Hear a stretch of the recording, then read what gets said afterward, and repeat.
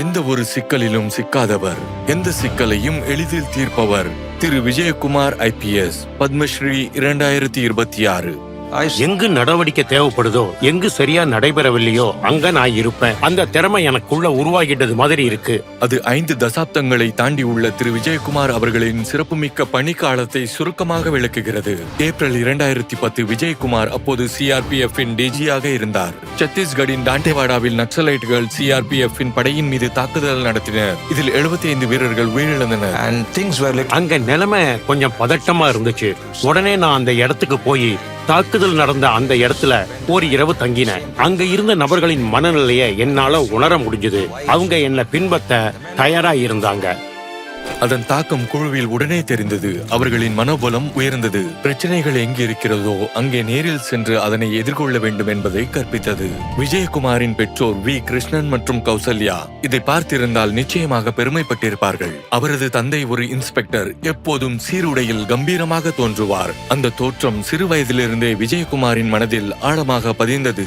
அவர் தனது MA படிப்பை முடித்த பின்பு 1975ஆம் ஆண்டு IPS ஆக தேர்வு செய்யப்பட்டார். அடுத்த ஆண்டே அவர் IAS ஆக தேர்வு செய்யப்பட்ட போதும் அவர் அதை நிராகரித்தார். அதற்கு காவலர் உடையில் அவருக்கு இருந்த பற்றுதலே காரணம். தன் பணியின் தொடக்கத்தில் அவர் தர்மபுரி மாவட்டத்தின் SP-யாக நியமிக்கப்பட்டார். அந்த பகுதி மக்கள் கடுமையான நக்சலைட் பிரச்சனைகளால் பாதிக்கப்பட்டிருந்தனர். பொதுமக்களிடம் நம்பிக்கையை உருவாக்க தனிப்பட்ட முறையில் இரவு ரோந்து பணிகளுக்கு சென்றார். அது பொதுமக்களுக்கு பெரும் நம்பிக்கையை உருவாக்கியது. 1999ஆம் ஆண்டு கார்கில் போரின் போது விஜயகுமார் ஸ்ரீநகரில் எல்லை பாதுகாப்பு படை IG-யாக இருந்தார். அப்போது ஃபிதாயின் தற்கொலை தாக்குதல்களை திறன்பட சமாளித்தார். அடுத்ததாக அவருக்கு மிகப்பெரிய சவால் ஒன்று வழங்கப்பட்டது.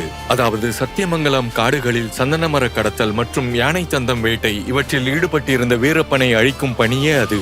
2004ஆம் ஆண்டு விஜயகுமார் தலைமையில் தமிழ்நாடு சிறப்பு அதிரடி படையால் வீரப்பன் சுட்டுக் கொல்லப்பட்டார். அதன் பிறகு அவர் பல பொறுப்புகளுக்கு நியமிக்கப்பட்டார். அவை அனைத்திலும் அவர் மிக சிறப்பாகவே செயல்பட்டார்.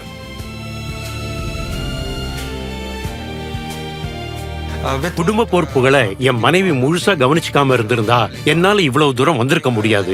என் மனைவி எனக்கு மிகப்பெரிய பக்கபலமாவே இருந்திருக்காங்க. அந்த நன்றியை இப்ப திருப்பி செலுத்த வேண்டிய நேரம் வந்துடுச்சுன்னு நான் நினைக்கிறேன். இந்த வெற்றியெல்லாம் ஒருத்தனால மட்டும் நிகழ்ந்தது இல்ல. என்னோட பணியாற்றிய அத்தனை பேரின் பங்களிப்பும் இருக்கு. எந்த தொழிலா இருந்தாலும் சரி, அந்த வேலையை நீங்க நேசிச்சு செய்ய ஆரம்பிச்சிட்டீங்கன்னா அதுல நீங்க சிறந்து விளங்க தொடங்குவீங்க. திரு K. விஜயகுமார், பத்மஸ்ரீ 2026. கோடி கோடி நமஸ்கார்.